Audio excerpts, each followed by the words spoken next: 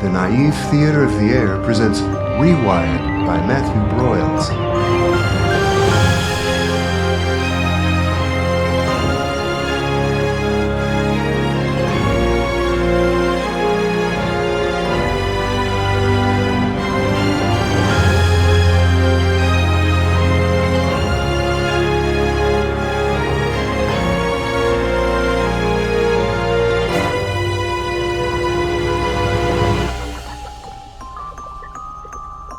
Episode 15, Throughlines.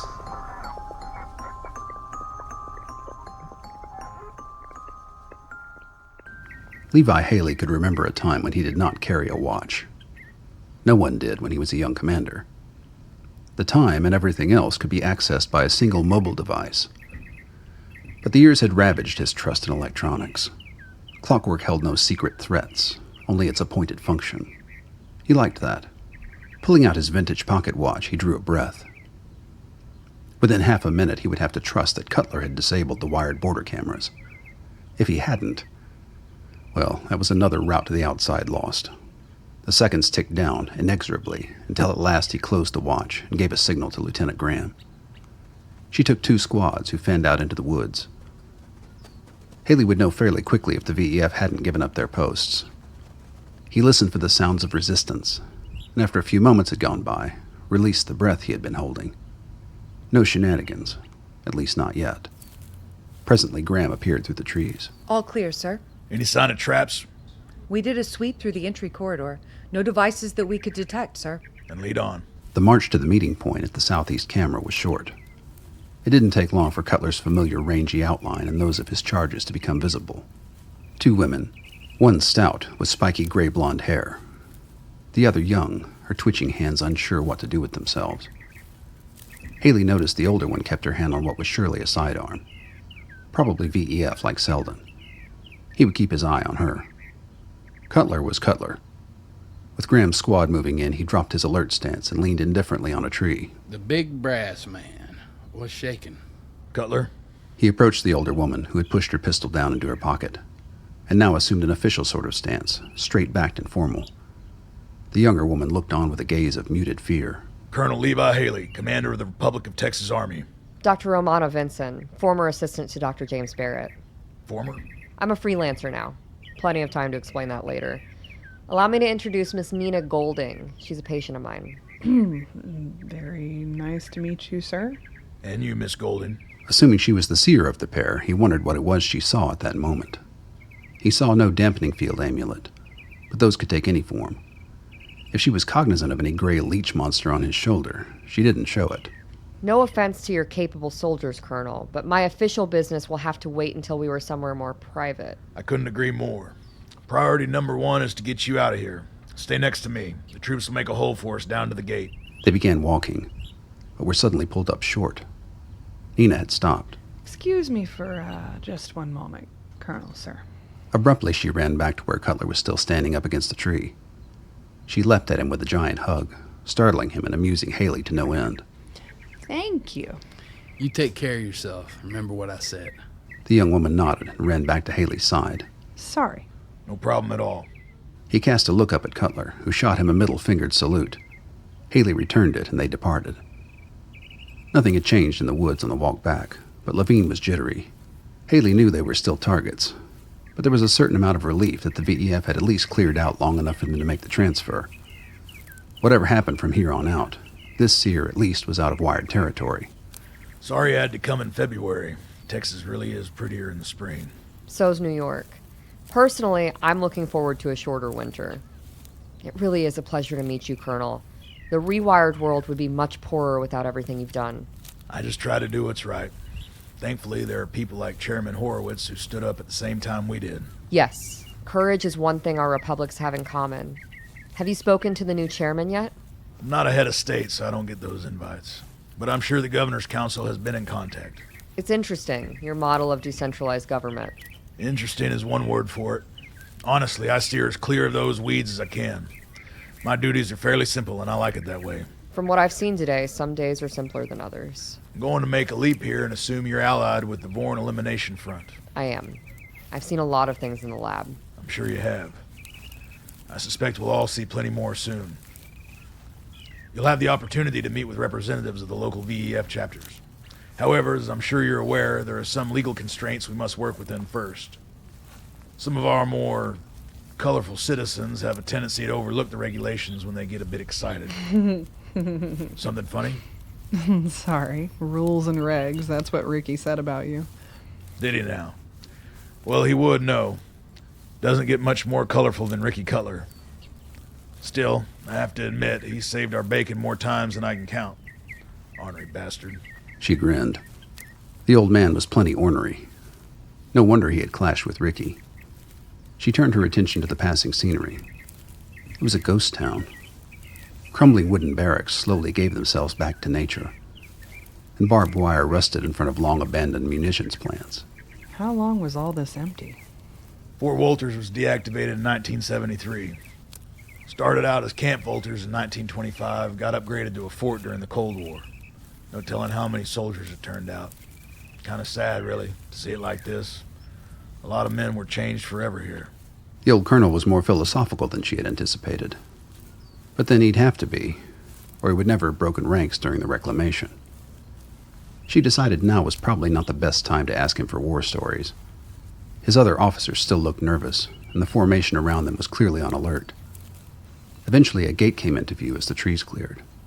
Nina could see several armored vehicles on the other side, and soldiers patrolling the area.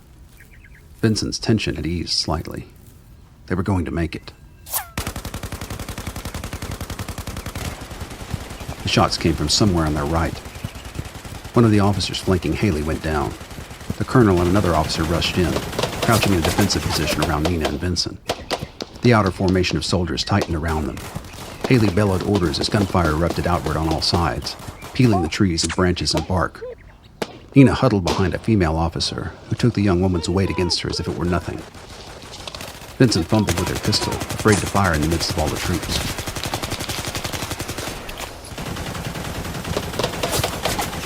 Cease fire!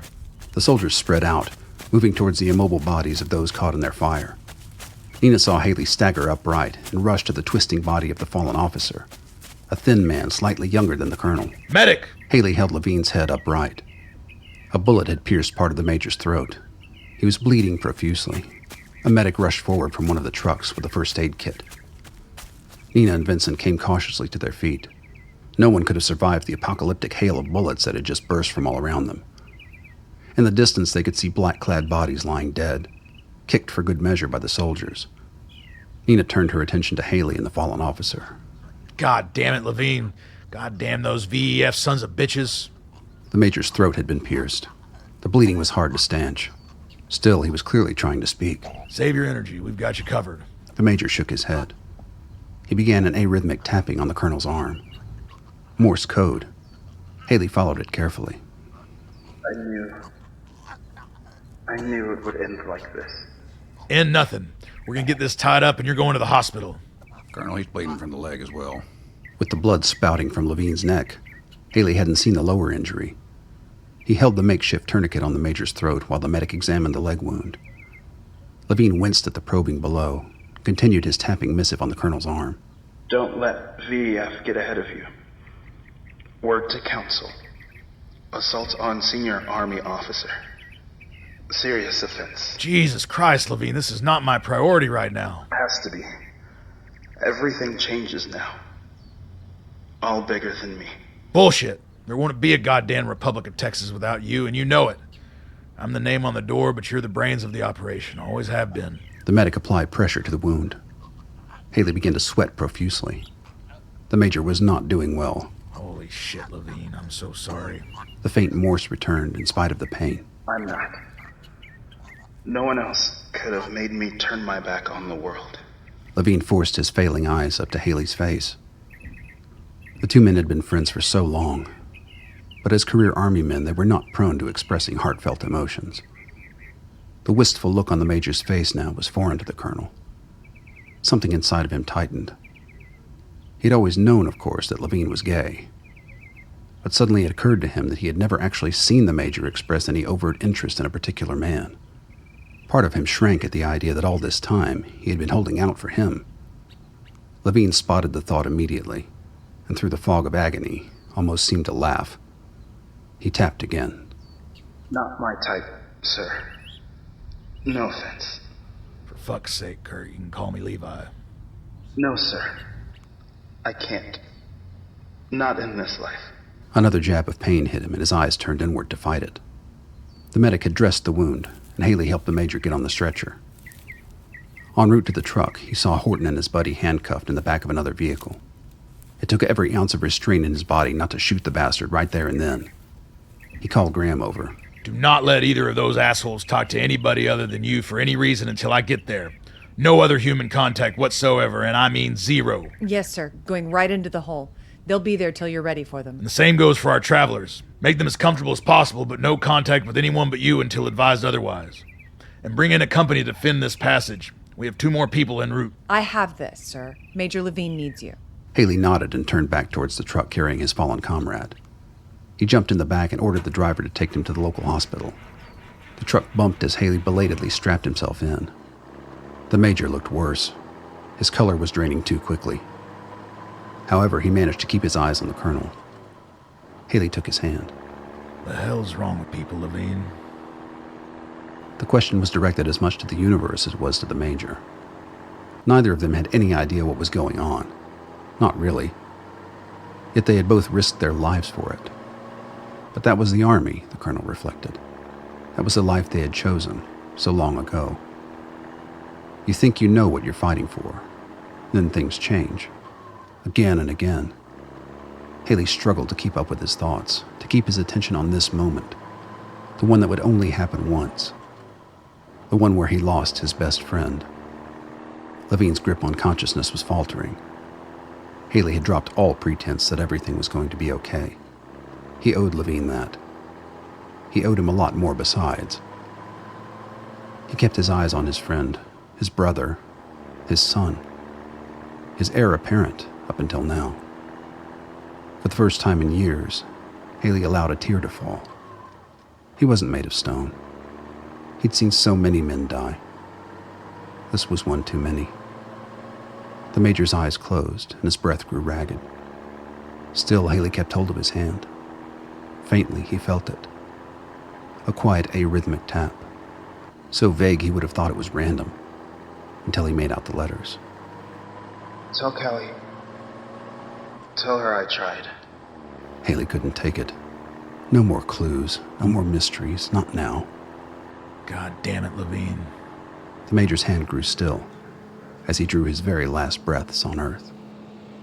God damn it, Kurt. What the hell am I gonna do now? The truck pulled up at the hospital. The medic unharnessed the stretcher. Haley released his grip on Levine's hand, and on his life, as the major's body was carried away. He sagged against the seat, staring into the middle distance. He spoke aloud to the cosmos, to the invisible fucker on his shoulder, to anything in any dimension that would hear him. What the hell am I gonna do now?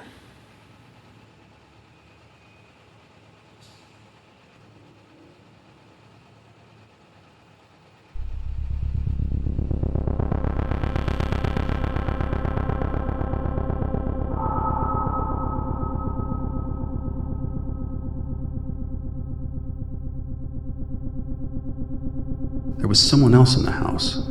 He knew that for sure now. Where, he couldn't be sure, any more than he was certain exactly where he himself was.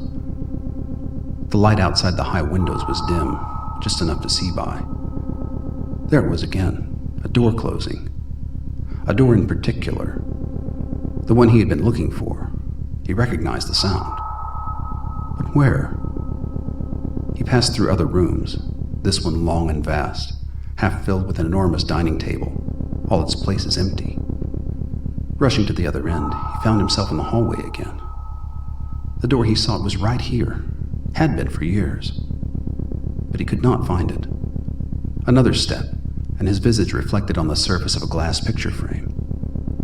He was a stranger to the silhouette it cast, and yet, it was him. Who else could it be?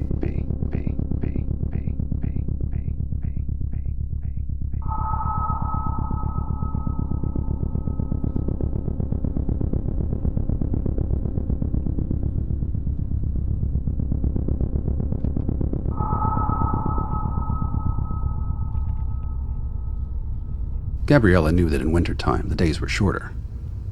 But recently they had become very short indeed. So much so that the past week was beginning to bleed into a solid mass, obliterating her sense of time. The hours were too few, her tasks too great. Sleep was not an option. She was en route from the airport to her townhouse when the summons came. Taylor, with his business voice on, which meant somebody was listening.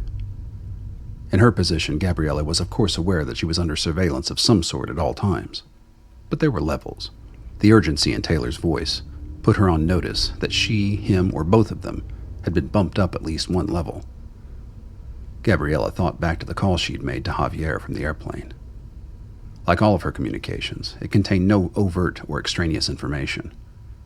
If they traced Javier's subsequent call, the one she'd told him to make, without really telling him, the identity of the recipient was the only thing likely to raise any suspicion in a trace.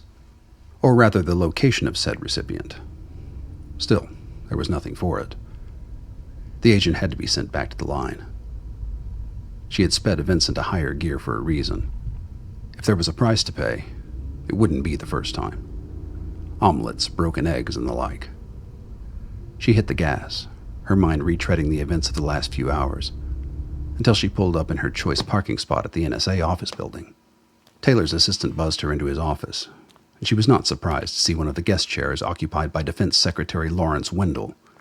He rose and bowed as she entered, true to his Georgia roots. But noticeably he did not shake her hand. She sat down gingerly and faced him as he took his seat. Dr. Neithardt, I see you've been expanding your job description dramatically since our last meeting. She allowed herself a quizzical look at him. There were any number of things he could be referring to, as she and Taylor well knew. Neither of them would be inclined to help him ferret out anything he hadn't already uncovered. Begging your pardon, Mr. Secretary, I'm not entirely sure what you mean. Wendell's eyes narrowed, and Gabriella thought she saw the beginnings of a contemptuous sneer curling at the corners of his mouth. Doctor, my jurisdiction in regards to border security with Rewired territories is absolute. Mr. Hockaday's office works in tandem with, not parallel to, that mandate. Does that statement clear up any misunderstandings between us? Clearly the secretary was pissed. Playing coy would make matters worse, she surmised. Better to let him have his little victory. Sir, I apologize if our intervention in the Selden transit seems at cross purposes with your department. Need I remind you of the penalty for transporting Rewired fugitives across United States lands? If you'll permit me to explain. I'm certain that what you've done makes sense to you. However, my job is to ensure that it makes sense to the President. Now, I have been put in the position of withholding this intelligence from the President in anticipation of a more comprehensive report from your office. That is not in my job description, and it is only occurring because I cannot for the life of me conceive of what this foray into human trafficking can do to benefit the interests of the United States government. As we both have a shared interest in the Chief Executive's thorough and fair assessment of the situation, anything you can do to bring about that would be most helpful. Taylor said nothing. Gabriella suspected this conversation had been going for some time, and that the secretary had guessed she was the prime mover in the operation. He likely guessed more. His aged brown eyes bored into hers. She had been a valuable property when she first arrived in Washington, but 28 years on, she could not be sure that her position was still secure. Several administrations had passed through office in those decades, and the current occupants were near the more alarmist end of the pendulum's arc. It was time to tread carefully, but without insulting Wendell's intelligence, or worse, his pride. Mr. Secretary, there is a through line in the reports we've been sending your office. As a former member of Dr. Lilly's team, it may be more apparent to me than to the layman. I apologize for my failure to fully communicate its importance. Go on. Sir, there is a civil war brewing in the Rewired world. The recent revelations made possible by publicizing HPL's neutralization, an accomplishment in which our office played no small part, are shaking the foundations of the breakaway territories. The very fact that the VEF was able to spring Sergeant Selden from Brooklyn points to an erosion of control under Dr. Barrett, even as he seems to cement his power through the new chairman, David Weiss. And you believe what? That enabling the VEF to further discredit Barrett will hasten the internal conflict? That is one goal, yes. We believe the infection will spread through the Rewired net to the other rogue states. Our intelligence shows that Texas in particular is ripe for destabilization. Doctor, I am sure it is no secret to you that our Commander-in-Chief holds significant ideological and operational differences with you and Mr. Hockaday here. For instance, the very existence of the Rewired net, enabling any sort of communications between these enemies of state when the means to subvert them is clearly within our purview, is baffling, to say the least. One might even call it stupid. Gabriella drew a slow breath. She could take this.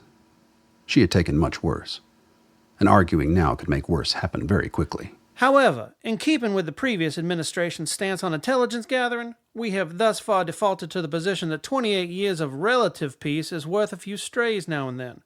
But as you have so clearly pointed out in our previous meeting, Sergeant Selden is no ordinary fugitive. That is correct, sir. In fact, he is a war criminal who is directly responsible for our loss of control over Brooklyn.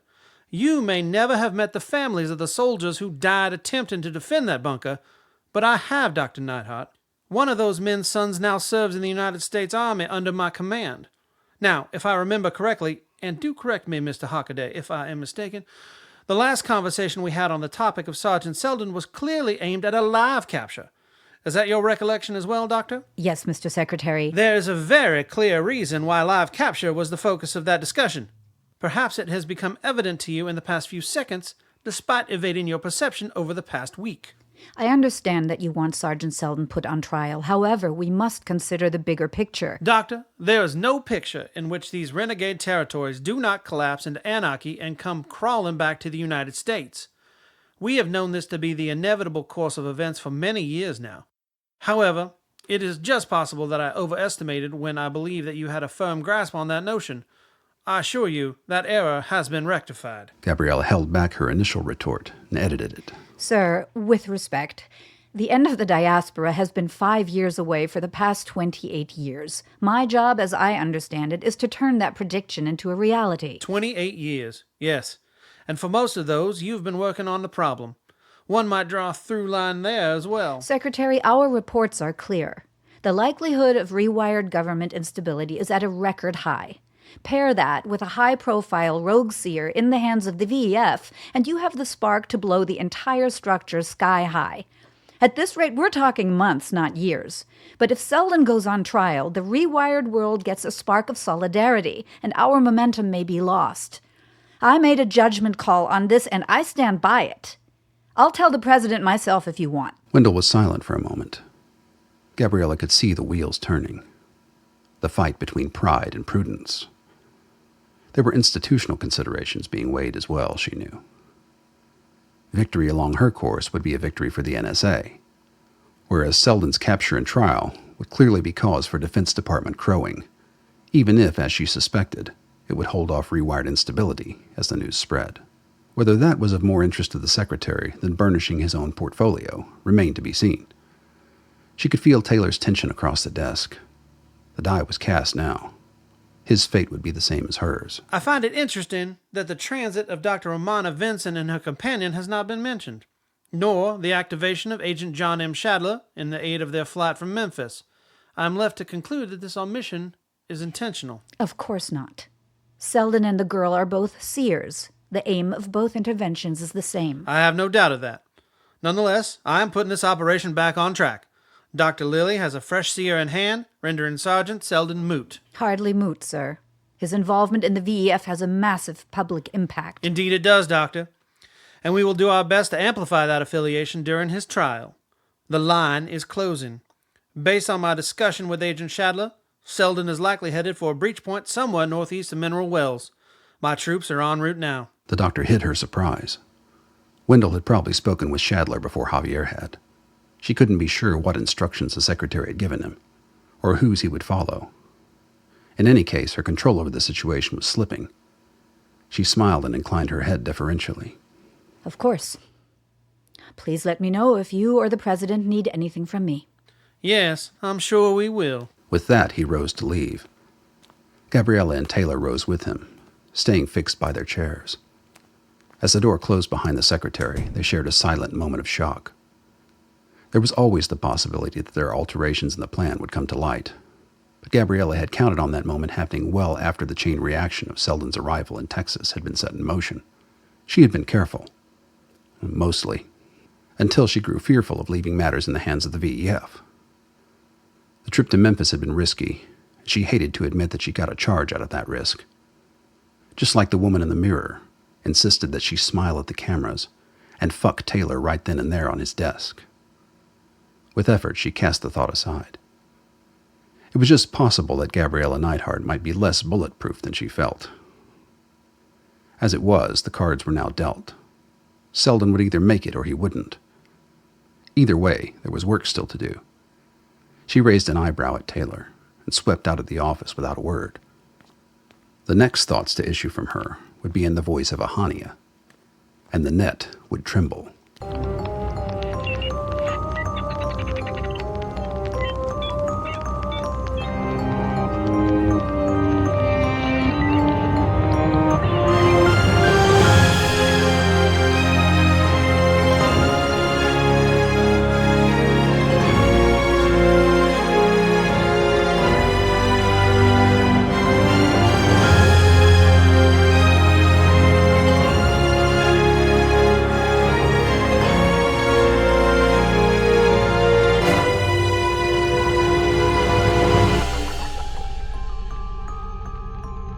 You've been listening to the naive Theater of the Air performance of Rewired, featuring Hilary Tipps as Lieutenant Stacy Graham, Keegan McInroe as Colonel Levi Haley, Stefan Prigmore as Ricky Cutler, Monna as Dr. Romana Vinson, Trista Morris as Nina, Antonio Thomas as Major Curtis Levine, Thomas Spencer as Secretary Wendell, and Petra Wright as Dr. Gabriella Neithardt, written and narrated by Matthew Broyles.